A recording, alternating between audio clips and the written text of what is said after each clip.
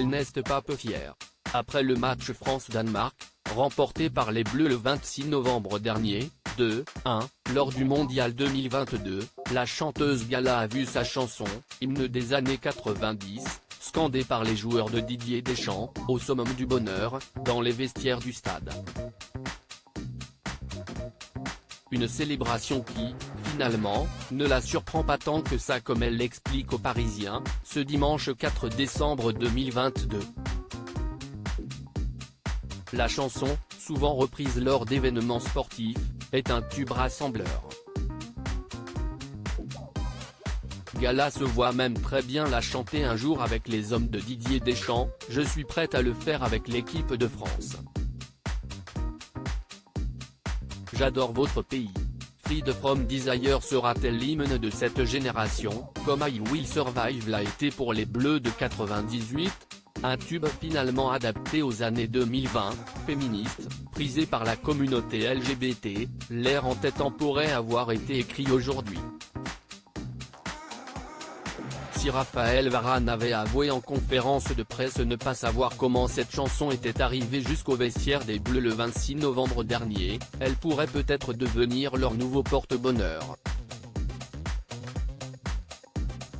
Gala serait même prête à venir la chanter au Qatar, elle explique aux Parisiens que faire passer des messages est toujours plus important que de boycotter.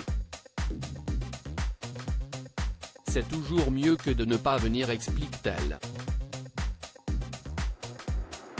Coupe du Monde 2022, qui sont les femmes des Bleus? Polémique autour des chanteurs qui monteront sur scène au Qatar, même son de cloche du côté de Gims. Le 18 décembre prochain, il va interpréter son titre Arbo en compagnie du chanteur portoricain Ozuna, lors de la finale de la Coupe du Monde à Doha. Un choix étonnant alors que de nombreuses personnalités ont décidé de boycotter cette compétition internationale de football. Invité de France Inter le 30 novembre dernier, le grand frère de Dadju a voulu revenir sur les raisons qui l'ont poussé à accepter ce projet. Il faut quand même savoir que ce contrat, la FIFA me le propose il y a un peu plus de 2 ans. A-t-il raconté en préambule à Sonia De Villers. Et de poursuivre, on est dans un cadre spécial avec le confinement. On est privé de liberté, on n'est pas bien, beaucoup de gens en dépression. Le monde est en arrêt.